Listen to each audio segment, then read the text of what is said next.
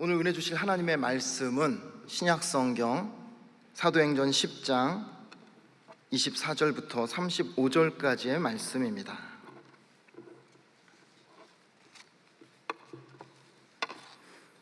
사도행전 10장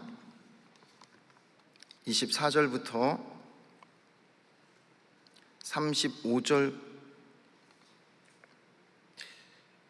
35절까지의 말씀을 한 절씩 교독하도록 하겠습니다.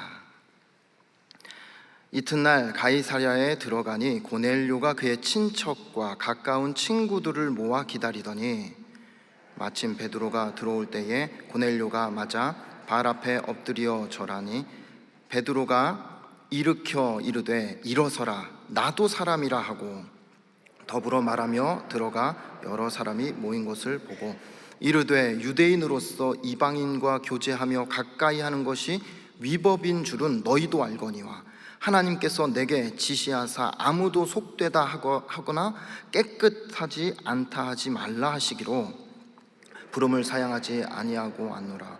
묻노니 무슨 일로 나를 불렀느냐.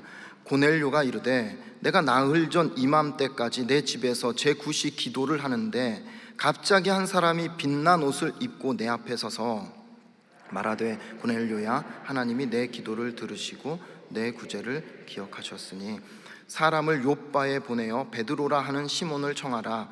그가 바닷가 무두장이 시몬의 집에 유숙하느니라 하시기로 내가 곧 당신에게 사람을 보내었는데 오셨으니 잘하였나이다.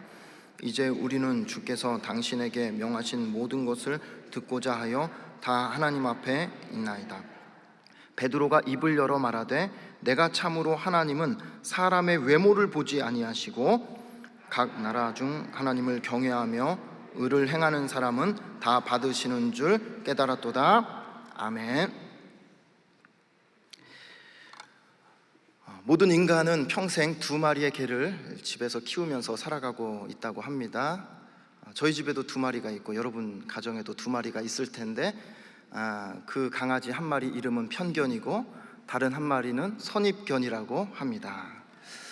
어째서 이런 이야기가, 이 우스갯소리가 나왔을까 생각을 해보니까 저나 여러분을 포함해서 어떤 인간도 이 편견이나 선입견으로부터 자유로울 수 없는 존재다 하는 것을 이 짤막한 우스갯소리를 통해서 우리에게 시사한다 생각을 하게 됩니다. 일상 속 편견 몇 가지를 제가 여러분에게 좀 소개를 해드릴 텐데 한 3가지 정도. 첫 번째 편견 하나 볼까요? 한번 읽어볼까요? 여자는 운전을 못한다. 한국 남자들의 대표적인 편견 중에 하나라고 할 수 있겠습니다. 근데 이 세상이 달라졌어요. 여자분들이 얼마나 운전 잘하시는지 모릅니다. 막 추월해서 막 가길래 저 남자가 그랬더니 보니까 남자가 아니더라고요. 그래서 어디 가서 여자 운전 못한다 이런 소리 하다가는 뺨 맞습니다. 두 번째, 한번 얼굴이 둥글둥글한 사람은 성격이 좋을 것이다. 대체로 그런 경향이 있습니다만 때로는 얼굴만 둥글둥글했지 엄청 예민한 사람이 있는가 하면 얼굴이 뭐 이렇게 길쭉하고 뭐 날카롭게 생겼어도 의외로 만나서 대화를 나눠보면 굉장히 사람이 이렇게 친근하고 사귐성 좋고 성격 부드러운 그런 분들도 꽤 많은 것을 보게 됩니다. 세 번째 한번 또 보실까요? 키 큰 사람은 싱거울 것이다. 글쎄요, 제가 목회실에 키 큰 목사님들 이렇게 수년간 겪어보니까 뭐 이렇게 싱겁지 않더라고요. 간이 잘 배어 있습니다. 그래서 매울 때 맵고 또 짤 때 짜고 아주 꼼꼼하고 예리하고 아주 좋습니다. 편견이죠. 이 편견이란 게 일상생활에서만 나타나는 게 아니라 문제는 우리가 신앙생활 하는 데 있어서도 적지 않은 편견이나 선입견을 가지고 있을 때가 있다는 거죠. 이게 교회 연수와 상관없더라고요. 교회 연수가 오래되었다고 편견이 없고 교회 온 지 얼마 안 되었다고 편견이 많고 그렇지 않습니다. 연수와 관계없이 직분과 관계없이 나이와 관계없이 교회 안에 함께 신앙생활하는 성도들 사이에서도 뭐 여러 가지 신앙적인 편견을 우리가 보고 또 들을 수 있다는 것이죠. 신앙적인 편견, 제가 생각할 때 제가 들었던 신앙적인 편견 한 두 가지를 정도 여러분하고 좀 나누고자 하는데, 첫 번째 편견은 이겁니다. 한번 보시겠어요? 교회도 돈이 있어야 다닌다. 종종 들어보셨을 거고 아마 그런 생각을 하셨을 분들이 여기 계실 줄 압니다. 제가 무슨 의미로 그런 이야기를 하는지 제가 알아요. 얼마나 챙길 게 많습니까? 이해가 됩니다. 그런데 한편으로 제가 그런 이야기를 들을 때마다 뒤돌아서서 마음 한켠에 참 마음에 이런 아픔이 생깁니다. 예수님이 이런 소리를 들으시면은 얼마나 교회를 보면서, 성도들을 보면서 안타까워하실까? 예수님은 절대 그런 생각 안 하실 텐데. 그리고 어쩌다가 한국교회가 이런 이야기를 이렇게 이제 반농담처럼 이렇게 잘 주고받는 시대가 되었을까? 씁쓸한 그런 이야기고 편견이 아닐 수 없겠습니다. 사실 사도행전의 이 초대교회를 보면요, 아무리 부흥하고 성도가 많아졌어도 성도들 사이에서 돈이 있어야 교회 나올 수 있다, 이런 이야기는 단 한 번도 나온 적이 없거든요. 없으면 없는 대로, 있으면 있는 대로 서로 나누고 베풀고 드리고 섬기면서 함께 모여서 떡을 떼며 교제하던 공동체, 그 교회가 바로 초대교회였습니다. 돈이 좀 있다고 과시하는 사람 없고, 돈이 없다고 그것 때문에 주눅 들어서 교회 나오는 거 눈치 보인다, 이런 사람 단 한 사람도 없더라는 것이죠. 어느 누구도 자신의 신분이나 재력이나 직업으로 차별받지 않는 교회, 바로 그런 교회가 초대교회였다는 것이죠. 여러분, 한국교회 처음 이 초기를 한번 생각을 해보십시오. 선교사를 통해서 교회가 세워지고 병원이 세워지고 학교가 세워지고, 그리고 1907년 평양 대부흥 운동을 통해서 전국 각지에 그냥 불같이 성령의 바람이 일기 시작하면서 엄청난 부흥을 이루게 됩니다. 그때 한국교회가 그렇게 부흥의 가도를 달릴 때 어느 누구도 교회 나와서 돈 있어야 교회 나올 수 있겠구나, 이런 고백을 하는 사람들은 없었다는 거죠. 그런데 요즘은 그런 소리가 나오는 걸 보니까 한국교회가 아무래도 이 물질주의 또 만몬주의에 적지 않은 영향을 받았구나 하는 생각을 지울 수가 없다는 것이죠. 그래서 저는 적어도 우리 할렐루야 교회만큼은 돈 있어야 교회 다닐 수 있다, 돈 없으면 교회도 못 나온다, 농담으로라도 그런 말이 안 나오는 교회가 되기를 정말 주님의 이름으로 간절히 축복하고 싶습니다. 물론 풍족해서 마음껏 헌금하고 구제하고 봉사하고 드리면 좋겠지만, 그게 안 되더라도 할렐루야 교회는 어느 누구든지 눈치 보지 않고 와서 예배하고 봉사하고, 그리고 때가 되면 집사, 권사, 장로의 직분 받아서 주님의 몸된 교회를 힘있게 섬길 수 있는 그런 복된 주님의 교회 되기를 축복하고 싶습니다. 하나 더 예를 들어볼까요? 교회에 대한 편견 중에 특별히 남편들이 가지고 있는 편견 중에 하나가 이겁니다. 아내가 교회에 깊이 빠지면 가정을 소홀히 한다. 그래서 남편들이 주일 예배 외에 이 아내가 수요 초청 예배 간다든지 사랑방 모임 간다든지 금요 부흥회 가서 저녁 늦게까지 기도하고 온다든지 절대 못하게 하는 남편들이 있다고 들었습니다. 굉장히 두려워해요, 남편들이. 왜? 아내가 잘못하면 광신자가 될까봐 절대 못 가게 한다는 거죠. 심지어 교회 잘 나오는 남편들 중에서도 그런 생각을 가진 남편분들이 의외로 있으시다는 이야기를 들었습니다. 편견이죠.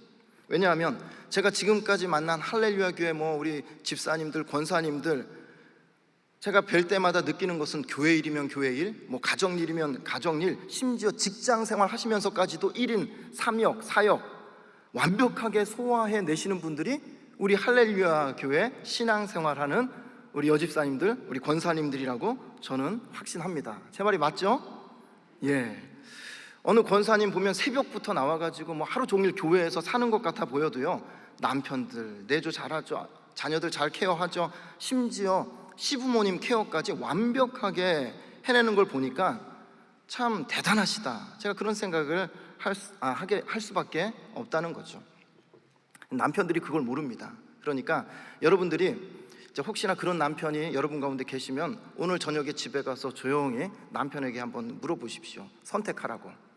여보, 내가 일주일 내내 밖에 돌아다니면서 노래방 다니고 고스톱 치고 술 파티하러 다니는 게 좋겠어요? 아니면 내가 교회 가서 예배하고 당신을 위해서, 자녀를 위해서, 부모님 위해서 내가 기도하면 좋겠어요? 둘 중에 하나를 선택하라고 한번 물어보시면 어떨까 생각을 했습니다. 이런 편견 외에도 우리가 잘 생각해 보면 신앙생활 하면서 알게 모르게 가지게 되는 우리 안의 편견, 선입견 의외로 많이 있습니다. 그 가운데 오늘 이 예배를 통해서 성령께서 단 하나라도 우리 속에 있는 그런 잘못된 생각을 깨닫게 하시는 게 있다고 한다면 말씀 앞에 순복함으로 성령께서 오늘 말씀의 제목처럼 우리를 새롭게 하시는 그런 은혜의 시간, 그리고 또 결단의 시간이 되기를 주님의 이름으로 축복합니다. 자, 오늘 우리가 읽은 사도행전 10장 말씀을 보시면 베드로와 고넬료의 스토리가 전개되고 있습니다.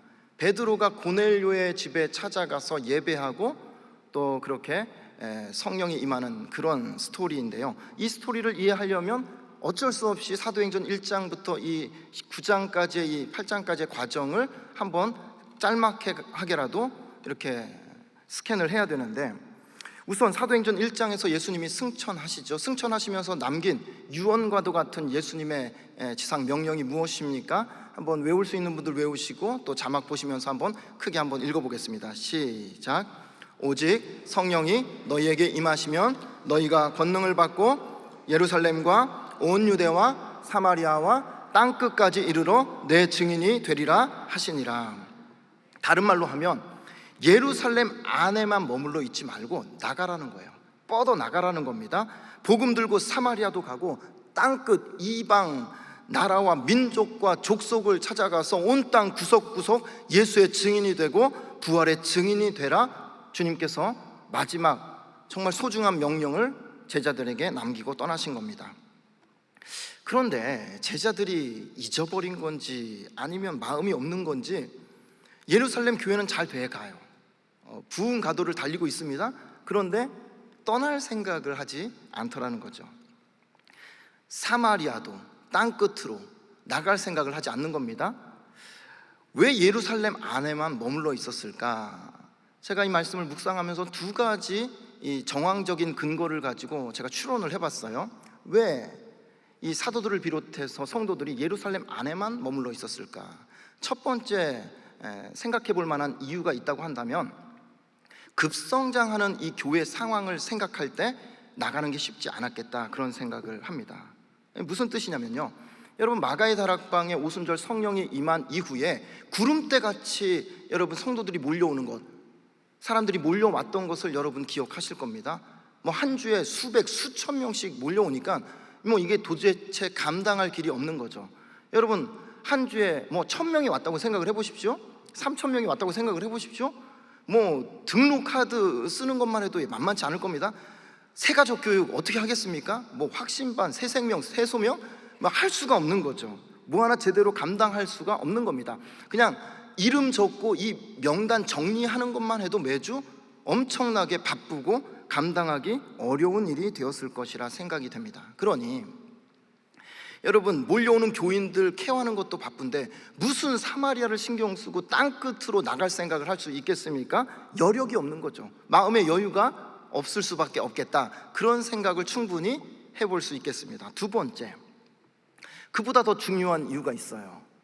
이 예루살렘 교회 안에 모여있는 사도들과 많은 이 크리스찬 유대인들의 마음속에 뿌리 깊은 생각 한 가지가 있는데, 그것은 뭐냐면 이방인은 부정해서 가까이 할 수 없다는 생각이 뿌리 깊이 자리 잡혀 있다는 것이죠. 이 생각을 내려놓지 못하는 거예요. 성령 받았어요, 은혜 받았어요. 그런데 이 생각을 지우지를 못하는 거예요. 그러니까 못 나가는 거죠. 유대인과 이방인은 엄연히 다르다. 하나님께서 이방인은 사랑하지 않으신다. 이방인은 개와 같다. 이방인은 하나님께서 구원하지 않으실 것이다. 이런 생각을 버리지 못하니까 나가지를 못하는 겁니다. 전혀 성경적이지 않고 하나님의 뜻과는 거리가 먼 편견과 관습과 율법에 묶여 있다 보니까 땅끝은커녕 사마리아도 넘어가지 못하는 그런 현실을 지금 예루살렘 교회가 보여주고 있다는 것이죠. 그러니 여러분 예루살렘 교회를 바라보시는 이 주님의 마음이 얼마나 안타까우셨을까, 여러분 한번 상상을 해보십시오. 얘들이 이러면 안 되는데, 저렇게 하면 안 되는데 얼마나 답답하시겠어요. 하나님의 꿈과는 너무나도 거리가 먼 이 예루살렘 교회의 모습, 사람들이 늘어나면 늘어날수록 바쁘기만 했지, 부흥하면 부흥할수록 그 조직을 정비하고 교회 제반 사항들을 갖추느라 정신없었지, 예수님께서 그들에게 남겨놓으신 이 가장 중요한 지상 명령, 땅끝까지 복음을 증거해야 되는 이 사명은 점점 그 사명에서 이 예루살렘 교회는 멀어져 가는 교회가 돼버리더라는 거죠. 말하자면 영적으로 동상이몽의 현상이 지금 예루살렘 교회에 나타나고 있는 겁니다. 전 여기서 한 가지 중요한 교훈을 배우게 됩니다.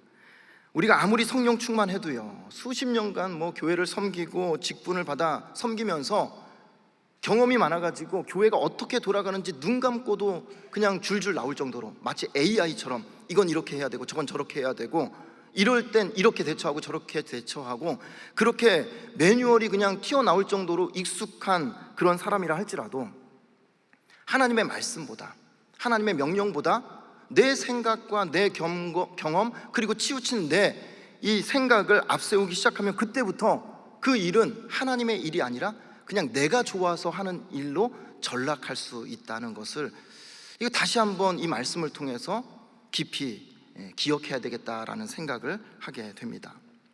그런 관점에서 보니까 저 같은 목회자가 가장 위험한 거죠. 그렇지 않겠습니까? 가장 두려운 자리에 있는 겁니다. 왜냐하면 강단에 서서 말씀을 전하고 성도들을 목양하고 케어하고 그리고 방향 제시를 하거든요. 이게 하나님의 뜻이다, 우리가 이렇게 살아야 된다, 이렇게 나가야 된다 라고 영적인 그런 방향 제시를 하는 자리에 있는 것이 목회자들 아니겠습니까? 그런데 사람인지라 하나님의 말씀이라고 하나님의 뜻이라고 선포하면서 나중에 시간이 지나고 보니까 제 경험상 그때 그게 내가 그렇게 침을 튀기면서 강조했던 그 하나님의 뜻이 진짜 하나님의 뜻이 아닐 수 있었겠구나. 그러니까 하나님 앞에 굉장히 두려움으로 나가게 되고 회개하게 되고 또 조심하게 되고, 그래서 하나님의 뜻을 함부로 선포할 게 아니겠구나, 그런 생각을 하게 되더라는 거죠. 정신이 번쩍 드는 거죠. 저 같은 부목사가 그러니 우리 담임 목사님 몇 배나 더 거룩한 부담이 있으실 겁니다. 어쩌겠습니까? 저도, 그리고 여러분 모두도 생각의 한계가 있고 경험의 한계가 있고 판단의 한계가 있을 수 있다는 걸 하나님 앞에 인정해야 돼요. 인정할 뿐만 아니라 말씀 앞에 엎드리는 수밖에 길이 없습니다. 그래서 묻고 또 물어야죠. 말씀을 통해서 점검받고 확인받고, 그래도 정말 하나님께서 말씀하시는 거라 확신이 되면 그러면 그때 움직여야 되는 것입니다. 순간순간 정말로 어느 길이 하나님의 길인지, 무엇이 하나님을 기쁘시게 하는 길인지 묻고 또 물으면서 한 걸음 한 걸음 이 믿음의 길을 걸어갈 때에 우리가 하나님을 기쁘시게 하는 주님의 제자로, 그리고 주의 백성으로 살아갈 수 있을 것이라 믿습니다. 바라기는 교회 안에서 여러분, 우리가 어떤 직분에 있든지 또 어떤 위치에 있든지 우리 모두가 하나님 앞에서 그런 두려운 마음을 가지고 말씀 앞에 우리의 편견, 우리의 고집, 우리가 정말 맞다고 확신하고 장담하는 그런 이야기까지도 말씀 앞에 비춰서 점검받고 확인받고, 그렇게 해서 성령께서 우리를 통해서 날마다 새 일을 행하시는 그런 축복된 주님의 백성 되시기를 축복합니다. 다시 예루살렘 교회로 돌아오면요, 교회가 급성장하는 상황 때문이든 또 이방인에 대한 편견 때문이든 어찌되었든 예루살렘 교회는 사명을 놓친 게 사실이에요. 하나님께서 우리에게 사명을 가지고 나가라고 하시는데 그 사명을 잊어버린다, 뒤로 미룬다, 감당하지 않는다. 자, 그러면 하나님이 어떻게 하시는지 아십니까? 우선 기다리시죠.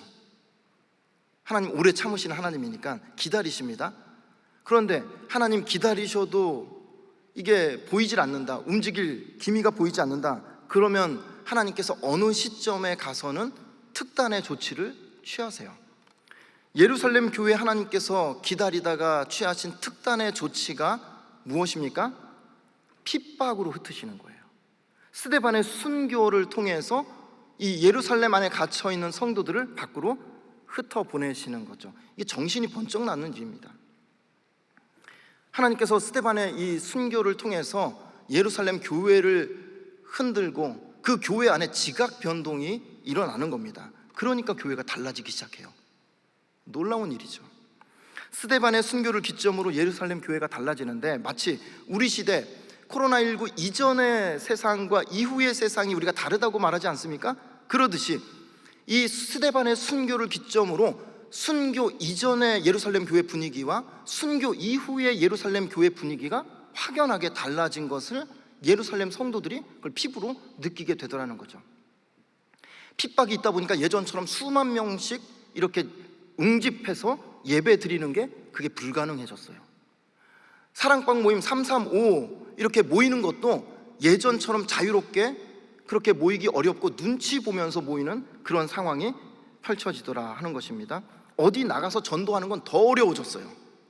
잘못하면 잡혀가니까. 그러니 어쩌겠습니까? 하나님 앞에 기도하는 가운데 예루살렘 성도들이 둘씩 셋씩 뭉쳐가지고 밖으로 나가기 시작하는 거예요. 그때부터 예루살렘 바깥으로, 외곽으로.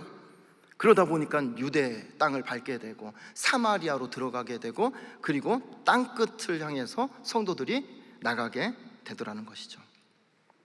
그 과정에서 지난주일 담임 목사님 설교하신 본문 사도행전 8장을 보면 빌립이 사마리아에 들어가서 복음을 전하죠. 여러분, 여기 사도행전 8장에 나오는 빌립은 예수님의 제자 빌립이 아니라는 사실을 여러분 아실 겁니다.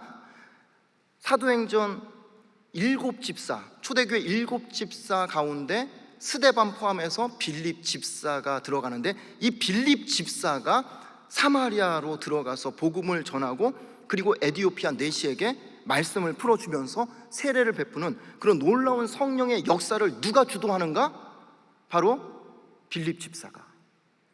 그러니까 여러분, 저는 이 장면들을 보면서 이 예루살렘 교회를 바꾸시는데 하나님께서 사도들을 사용하지 않으시고 스데반 집사, 빌립 집사, 이 평신도 리더들, 성령 충만하고 은혜가 넘치고 정말 영적으로 깨어있는 이 평신도 리더들을 통해서 교회를 새롭게 하시는 이 성령의 일하심을 저는 보게 되는 거예요. 이 핍박과 순교가 아니었으면 상상도 못할 일이에요. 밖으로 나간다는 건. 여기가 조사오니 머물러 있었을 성도들인데, 이 핍박과 순교라는 아픔을 계기로 교회가 정신을 차리게 됩니다. 사명을 감당하는 자리로 나가게 되더라는 거예요. 상황은 힘들어졌어요. 여건도 어려워졌어요. 그런데 성도는 오히려 복음으로 더 정결해지고 강력해지는 계기를 예루살렘 교회가 만나게 되더라는 것입니다. 그런 관점에서 저는 올해 2020년이 시작되고 여러 가지 교회 40주년 정말 굵직한 은혜로운 행사들도 계획이 되어 있었고, 또 개인적으로도 여러분 각 공동체 팀별로도 여러 가지 얼마나 기대하면서 준비했던 사역들이 있습니까? 그런데 그게 다 뒤로 무기한 연기가 돼버렸어요. 코로나로 인해서 성도들의 가정이 힘들어지기도 하고, 또 성도들의 생업에 위기가 닥치기도 하고요. 이 시대 교회도 예전처럼 모이는 게 쉽지 않은 시간을 우리가 보내고 있습니다만, 저는 이 과정에서 오히려 교회가 본질을 붙들고 사명을 회복하는 정말 은혜로운 계기가 되리라 믿어 의심하지 않습니다.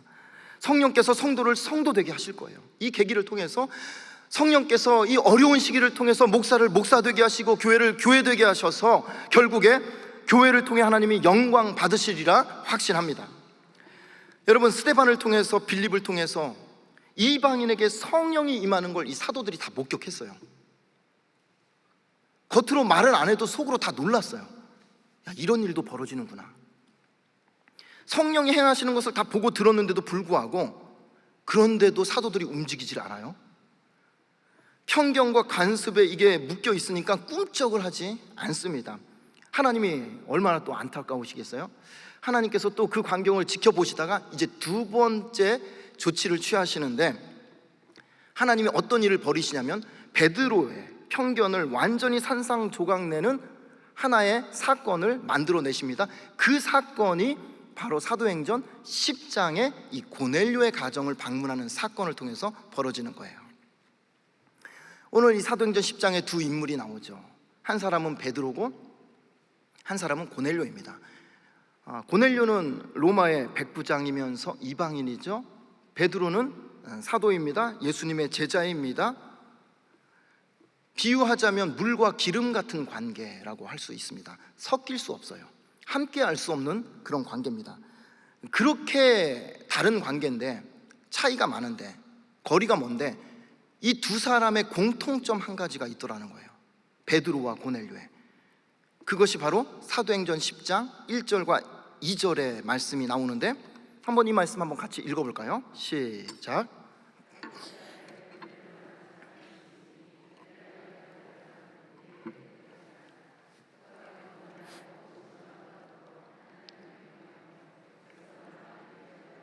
하나님께 항상 기도하더니.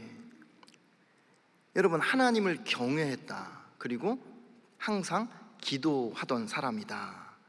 이게 베드로와 고넬료의 신분도 다르고 출신도 다르고 모든 게 다르지만 한 가지 공통점이 있다고 하면은 베드로도 고넬료도 하나님을 경외하면서 기도하던 사람이었다라고 성경은 소개를 하고 있습니다. 이 고넬료라는 이 이방 백부장이 어떻게 하나님을 알게 되었고 믿게 되었고 이렇게 경건한 사람이 되었는지 그 과정은 모르겠으나 분명한 것은 성경이 고넬료라는 사람이 하나님 앞에 경건한 사람이었다, 기도하는 사람이었다, 신실한 사람이었다라고 소개하고 있는 겁니다. 그런데 어느 날 그렇게 기도 생활을 날마다 쉬지 않던 고넬료가 환상을 보게 돼요. 어떤 환상이요? 너는 가서 베드로 사도를 집에 초대해가지고 예배 드려라, 이런 환상을 보게 됩니다. 의아하죠? 이상하죠? 그 다음 날이 되었는데 동일하게 하나님께서 베드로에게 환상을 기도 중에 보여주십니다. 그리고는 부정한 음식을 3번에 걸쳐서 내가 거룩하다고 이야기하는 거 그냥 먹어라, 먹어라, 먹어라. 베드로가 그 기도를 마치고 나서 이게 무슨 뜻일까 묵상을 하고 있는데 때마침 고넬료의 종들이 베드로의 집을 찾아온 거예요. 문을 두드립니다. 어떻게 오셨습니까?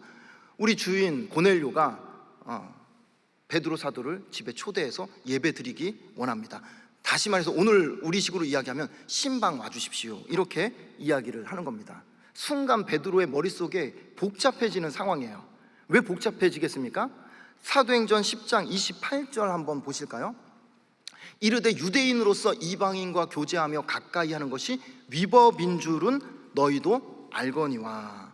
여러분, 유대인인 이 베드로가 이방인인 고넬료의 집에 가서 같이 예배하고 밥 먹고 교제한다? 이게 유대인들 사이에서 뭐라고요? 위법이라고 베드로가 이야기를 하죠. 그런데 베드로가 그 종들의 초청에 그냥 순순히 응해서 고넬료의 집으로 따라갑니다. 위법이라는 것을 알면서 따라갑니다. 왜 따라갔는가? 성경을 유심히 보니까 28절 하반부에 이렇게 베드로가 이야기를 하죠. 하나님이 내게 지시하셨다. 아무도 속되다 하거나 깨끗하지 않다 하지 말라 말씀하셔서 하나님의 그 지시하심 때문에 내가 간다, 이야기를 합니다. 사도행전 10장 19절 20절에도 베드로가 뭐라고 이야기하냐면, 이 장면을 보면 성령께서 그에게 말씀하시되, 베드로에게 말씀하시는 거예요. 두 사람이 너를 찾으니 일어나 내려가 의심하지 말고 함께 가라. 내가 그들을 보내었느니라 하시니. 이게 누가 지금 말씀하십니까? 성령께서 베드로에게 말씀하시는 거예요. 그러니까 베드로가 이 머리로 이해가 안 되는데도 불구하고 이게 위법이라고 생각하면서도 그 초대에 응해서 고넬료의 집에 갈 수 있었던 한 가지 이유가 있다고 하면 하나님이 말씀하시니까, 성령께서 감동하시니까 자신의 생각과 판단과 경험, 율법, 이 모든 것들을 접어두고 그리고 고넬료의 집을 향해서 갔다는 것입니다. 과거에 베드로 같으면 어림없는 일이죠. 절대로 아무리 성령이 말씀하셨어도 복음서의 베드로 같았으면 꿈쩍 안 했을 겁니다. 그렇게 순종할 만한 영적인 민감함도 없었고요, 영적인 눈치나 센스도 아무것도 없었던 사람이 베드로였습니다. 그런데 이제 성령 받은 베드로는 달라진 거예요. 확실히 달라진 게 느껴집니다. 베드로가 이 사도행전에서 이렇게 행하는 모습을 보면요, 말하고 행동하는 걸 보면 확실히 복음서와는 다르게 이 사람이 참 성령에 민감한 사람이 되었구나 하는 것을 느낄 수가 있어요.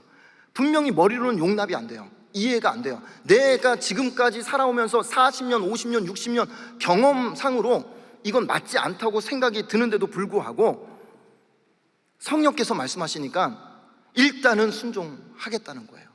이게 엄청난 변화입니다. 이게 엄청난 변화예요. 자기 생각, 자기 고집 내려놓고, 그래, 하나님이 말씀하시니까, 성령께서 감동하시니까 일단 순종하자. 그렇게 의지적으로라도 여러분 하나님 앞에 순종하니까 거기서 성령의 역사가 일어나더라는 겁니다. 여러분, 이게 진짜 믿음 아니겠습니까? 내가 순종할 수 있는 충분한 여건과 상황이 되는 상황에서, 그런 형편에서 순종하는 것, 내가 순종하는 것을 즐겨하는 일에 내가 순종하는 것, 그것도 귀하지만 내가 순종하기 참 어려운 상황, 그리고 순종하기 참 어려운 조건 가운데서 하나님 앞에 의지적으로 순종하는 이 자세가, 이게 제대로 된 믿음이 아니겠는가 하는 겁니다. 내 기준, 내 생각과 달라도 성령께서 말씀하시니까 내 뜻을 그 앞에 굴복시키고, 하나님께서 지시하시니까 그 말씀 앞에 순복하는 것, 그것이 믿음이라고 할 수 있습니다.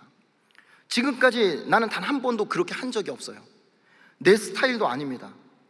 우리가 그런 이야기 하죠. 그건 내 스타일 아니라고. 신앙생활 하면서도 각자 얼마나 가지각색인지 신앙의 스타일들이 다 다릅니다. 보면 기도하는 스타일도 다르고, 예배하는 스타일도 다르고, 찬양을 할 때 모습을 이렇게 유심히 보면 찬양하는 스타일도 다 다릅니다. 그래서 자기의 스타일을 고수하고 고집하는 게, 그게 저와 여러분의 한계예요. 그러다 보니까 성령께서 너의 그 습관, 스타일, 너가 지금까지 50년, 60년 지속해왔던 그 모든 형태를, 그 스타일을 좀 내려놓고 나한테 좀 맞춰줄 수 없겠니? 라고 이야기를 해도 그걸 끝끝내 버리지를 못할 때가 많더라는 것입니다. 베드로가 그걸 버리는 순간입니다. 베드로가 그걸 내려놓는 순간이에요. 그렇게 순복하고 나니까 나머지 마무리를 성령께서 깔끔하게, 놀랍게, 능력 있게 감당해 주시더라 하는 겁니다. 따라서 여러분, 우리가 성령 충만하다고 할 때 이 성령 충만이라는 것이 뭐 위로부터 불덩이가 쏟아지고 뭐 몸이 뜨거워지고 막 이런 어떤 물리적인 체험만 여러분 성령 충만이라고 이야기할 게 아니라, 성령이 순간순간 우리 마음에 감동하시고 사인 주시는 것을 잘 알아채는 것, 그리고 알아챌 뿐만 아니라 거기에 순종하는 것, 그것이 성령을 쫓아 행하는 것이고, 그런 사람을 가리켜서 아무리 조용한 사람이라 할지라도, 아무리 조용히 찬양하는 사람이라 할지라도 그 속에 강력한 성령이 꿈틀거리고 역사하고 움직이고 일하시는 그런 성령 충만한 사람이라고 할 수 있는 것입니다. 그래서 베드로가 성령 충만하구나, 우리가 그렇게 말씀드릴 수 있는 것이죠. 어쨌든 순종해서 고넬료의 집으로 갑니다. 그런데 고넬료의 집에 가서 보니까 이게 웬일입니까? 그냥 고넬료의 가족 몇 사람 모여있는 줄 알았더니 일가 친척 사돈의 팔촌까지 다 모아놨어요. 친구들까지 다 불러놓은 겁니다. 그리고 신방 받을 준비를 다 해놓고, 그리고 사모함으로 기다리는 거예요. 그 내용이 사도행전 10장 33절 후반절에 나오는데, 베드로가 고넬료의 집에 갔더니 다 준비해놓고서 그 수십 명이 모여 앉아가지고 뭐라고 이야기합니까? 이제 우리는 주께서 당신에게 명하신 모든 것을 듣고자 하여 다 하나님 앞에 모여 있나이다. 여러분, 신방받는 자세를 한번 보십시오. 얼마나 이 사모함으로, 간절함으로 그렇게 기다리는지, 그 장면을 보면서 베드로가 감동이 된 거예요. 그 감동을 가지고 베드로가 고백했던 말이 오늘 읽은 10장 34절 35절인데요 한번 같이 읽겠습니다. 시작. 베드로가 입을 열어 말하되, 내가 참으로 하나님은 사람의 외모를 보지 아니하시고 각 나라 중 하나님을 경외하며 의를 행하는 사람은 다 받으시는 줄 깨달았도다. 여러분, 뭘 깨달았다고요? 하나님께서 외적인 조건을 가지고 사람을 선택하지 않으시는구나, 이걸 깨달았다는 겁니다. 각 나라 중 하나님을 경외하며 의를 행하는 사람은 그 사람이 어떤 출신이든 다 받으시는 것을 베드로가 깨달았다고 고백을 합니다. 그리고 나니까, 그런 깨달음이 오고 나니까 말씀을 선포하는데, 이게 정말 성령의 감동 가운데 베드로가 말씀을 선포하는 거예요. 말씀을 선포하고 나니까 여러분, 그 가정에 어떤 일이 벌어지는지 아십니까? 사도행전 10장 44절 말씀 한번 보실까요? 베드로가 이 말을 할 때 성령이 말씀 듣는 모든 사람에게 내려오시는데, 베드로와 함께 온 할례 받은 신자들, 여러분 이 장면을 보세요. 베드로가 혼자 온 게 아니었구나. 성령이 말씀을 듣는 모든 사람에게, 베드로와 함께 왔던 이 할례받은 크리스찬들, 신자들, 이 유대인들 신자들이 이방인 고넬료의 가정에 성령이 강력하게 임하는 것을 두 눈으로 확실하게 목격하게 되는 겁니다. 여러분, 이 장면은, 이 과정을 한번 보세요. 베드로가 처음 고넬료의 집으로 이렇게 갈 때 베드로의 한번 심경을 한번 머릿속으로 상상을 해보십시오. 얼마나 복잡했겠어요. 이렇게 가도 되는 걸까? 고넬료 만나도 되는 걸까? 이건 아닌 것 같은데, 이 가면 안 될 것 같은데, 굉장히 마음이 복잡한 가운데 의지적으로 순종해서 어렵게 갔는데 성령께서 놀랍게 다 준비해 놓고 계신 거예요. 그리고 성령의 그 구원을 그 가정 가운데 폭포수와 같이 부어주시는 그 구원의 광경을 베드로가 생생하게 보게 되는 겁니다. 이걸 보고 나니까 베드로의 마음속에 확신이 생기는데 이거였구나. 예수님께서 마지막 우리에게 남기신 말씀, 너희가 성령을 받으면, 권능을 받고 예루살렘과 온 유대와 사마리아와 땅끝까지 이르러 내 증인이 될 것이라고 했던 이 예수님의 말씀이 이제야 무슨 뜻인지 내가 이해가 된다, 알겠다. 의지적으로 순종하니까 베드로의 눈에 이렇게 가려 있었던 편견의 눈꺼풀이 벗겨지면서 안 보이던 게 보이기 시작하는 겁니다. 따라서 여러분, 순종하기 전까지는 이 편견의 눈꺼풀을 우리가 벗어버릴 수가 없는 겁니다. 순종하면 비늘이 벗겨지듯이 벗겨지고 하나님의 일하심이 보이기 시작하고 하나님의 능력과 역사가 우리 눈에 들어오기 시작하는 것이죠. 베드로가 그걸 경험하고 있는 거예요. 베드로가 그렇게 편견을 내려놓고 베드로가 깨지고 나니까 여러분, 예루살렘 교회에 놀라운 변화가 일어나죠. 여러분, 왜 베드로를 고넬료의 집에 보냈을까요? 베드로 한 사람만 깨지면요, 예루살렘 교회는 다 정리가 되는 거예요. 어떤 공동체의 어떤 팀의 리더 한 사람만 성령으로 충만해서 깨어서 하나님의 뜻을 분별하기 시작하면요, 그 공동체는, 그 팀은, 그 교회는 하나님 기뻐하시는 방향으로 아주 힘이 있게 달려갈 수 있는 겁니다. 그래서 베드로를 하나님께서 깨트리시는 겁니다. 깨지고 나니까 이제 10장을 넘어서 11장으로 나중에 여러분 읽어보시면 이방 지역으로 이제 복음이 진짜 확산되기 시작하는데 안디옥이라는 지역에서 놀라운 부흥이 또 일어납니다. 그 교회가 최초로 바울과 바나바를 선교사로 파송하는 그런 일도 벌어져요.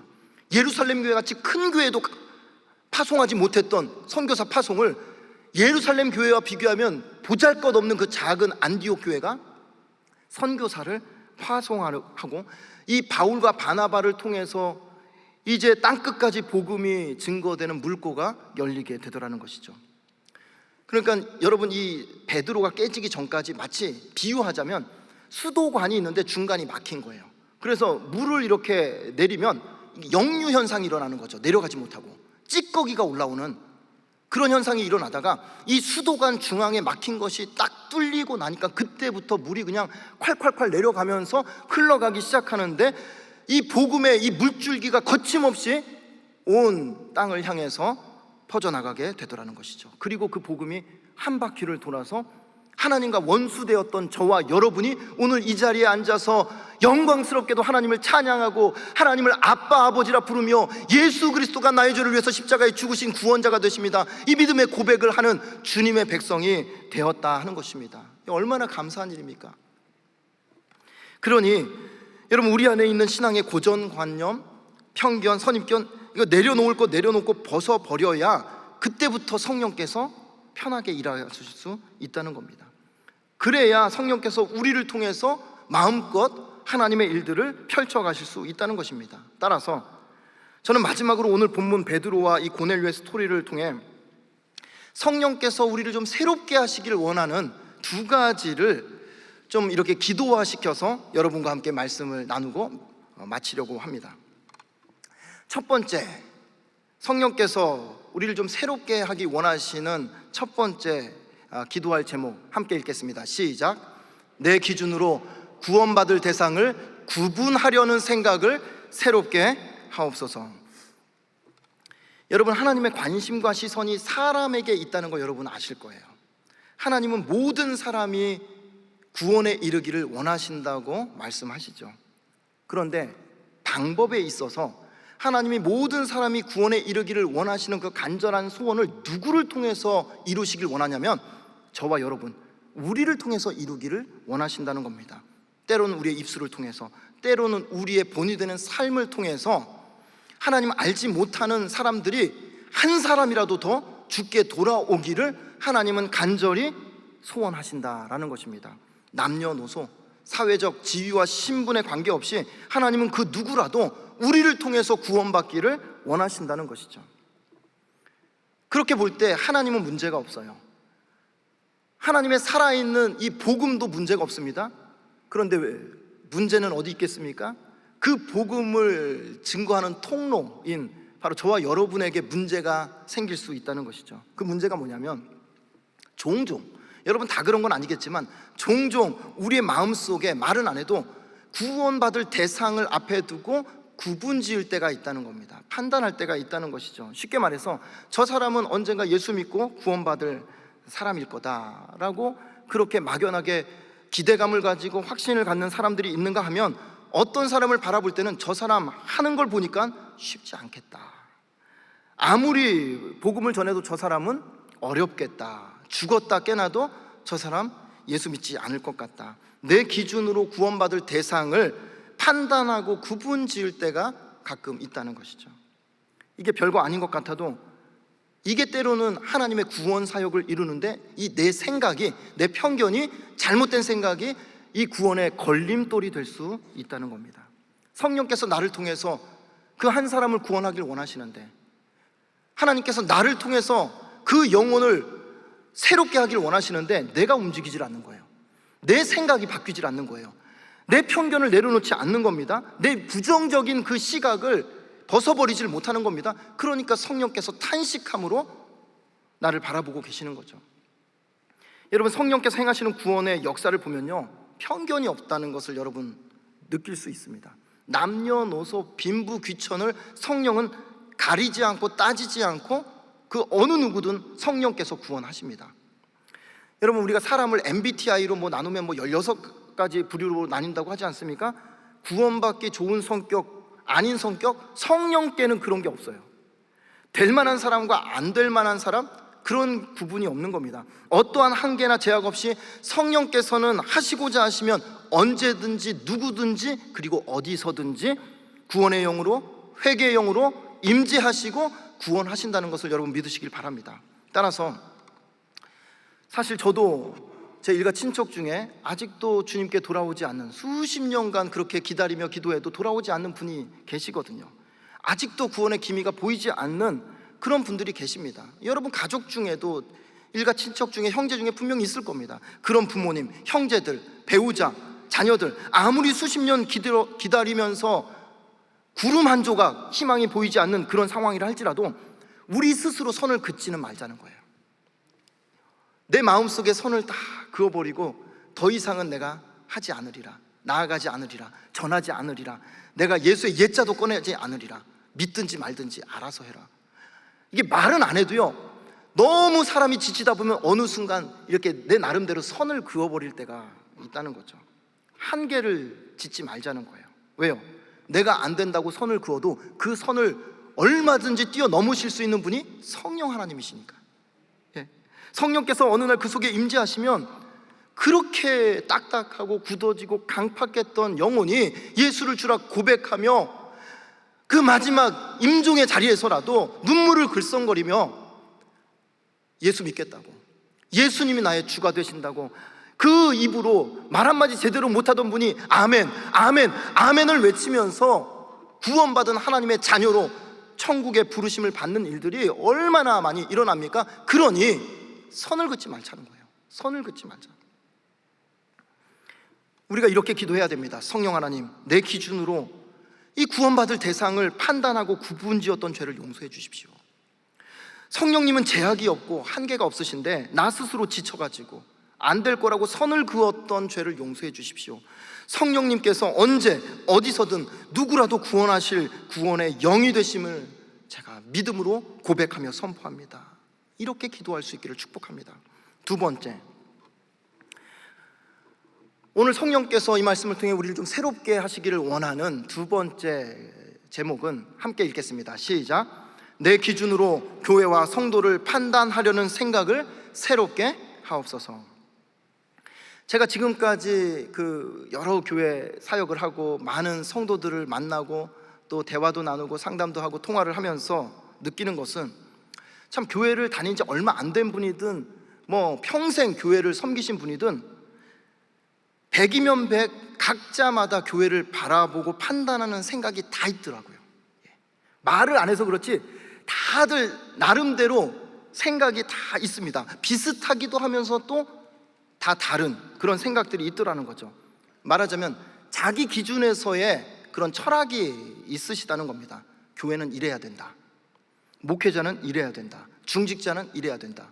그래서 제가 이전에 전도사 때 섬기던 교회에서는 와이셔츠를 흰색을 안 입으면 저희 할렐루야 교회처럼 이렇게 남방이나 무슨 우리 쪼가리라고 하죠, 그런 거 입고 교회에 나타났다 그러면 그날 그 주로 그냥 사표 내고 교회를 나가야 되는.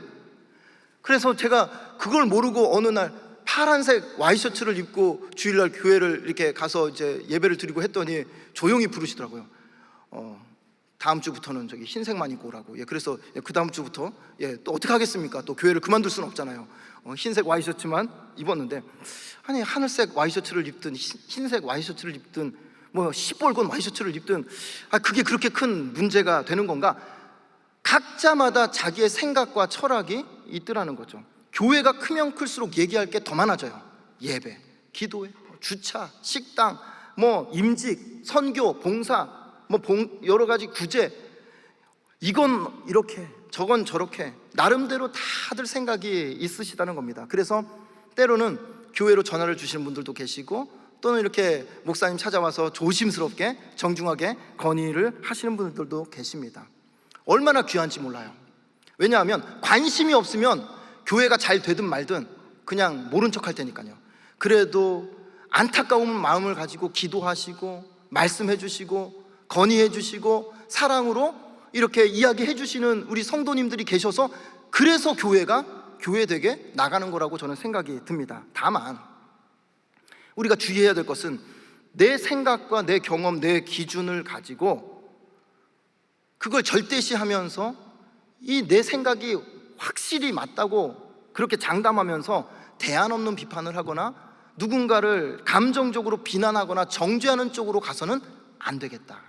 그 말씀 드리고 싶은 거예요. 성령께서 기뻐하시는 일이 아니겠다, 그 말씀을 드리는 겁니다. 왜냐하면 내 생각이 틀렸을 수 있기 때문에 그렇습니다. 편견일 수 있다는 거예요. 그런데도 불구하고 계속 주장하잖아요.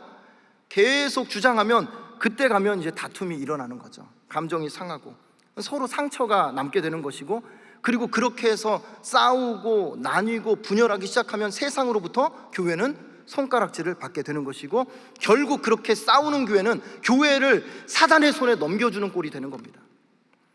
그러니 여러분, 이게 얼마나 두려운 일입니까? 실제로 한국교회 안에 생각이 틀어져서 교회가 둘로 나뉘거나 분열되고 다툼 법정까지 가는 그런 교회들이 얼마나 많은지 모릅니다. 주일날 한 교회 안에서 예배를 드리는데 3층에서 예배 드리면 2층에서 시위를 하고, 2층에서 예배하면 3층에서 방해를 하고, 교회를 주님의 몸이라고 하는데 힘써 하나됨을 지키지는 못할지언정 주님의 몸된 교회를 갈갈이 찢어서야 되겠는가 하는 것입니다. 이게 천국 갔을 때 이게 얼마나 하나님 앞에 큰 죄가 되겠는가 하는 것이죠. 한 영혼을 전도하기도 힘든데, 한 영혼을 전도하지는 못할 망정 내 생각, 내 주장을 관철시키려다가 내 뜻을 펼쳐보려고 하다가 상처 주고 실족하고 믿음에서 떠나게 하는 이 안타까운 현실이 우리 교회 안에서는 결단코 벌어지지 말아야 되겠다. 제 마음속에 기도가 그런 겁니다. 내가 어디에서 목회를 하든 내 목회 현장에서 다투고 싸우고 분열되고 주님의 몸이 찢기는 일은 하나님 없기를 원합니다. 제가 차라리 그냥 교회를 내려놓는 한이 있더라도 하나님, 그런 일들은 내 평생에 겪지 않게 하여 주옵소서, 조심스럽게 제가 드리는 기도 중에 하나입니다. 그러니 우리가 이렇게 기도해야 됩니다. 성령님, 나도 온전하지 못하면서 다른 사람 판단하고 정죄했던 것을 용서해 주십시오. 성령 하나님, 내 속에 가득한 판단과 정죄와 비난을 성령의 불로 소멸하셔서 사랑으로 그리고 기도하는 자리로 나아가게 하옵소서. 어떻게 해서든지 성령의 하나 되게 하심을 힘써 지켜내는 주님의 백성, 주님의 교회 되게 하옵소서. 이 기도가 저와 여러분의 기도가 되기를 축복하고 싶습니다. 말씀 앞에 순복해서 내 편견 내려놓고 겸손히 엎드릴 때 성령께서 우리 자신과 우리 교회 그리고 이 나라 이민족을 새롭게 하시는 놀라운 성령의 바람이 우리 가운데 일어날 줄로 믿습니다. 아멘.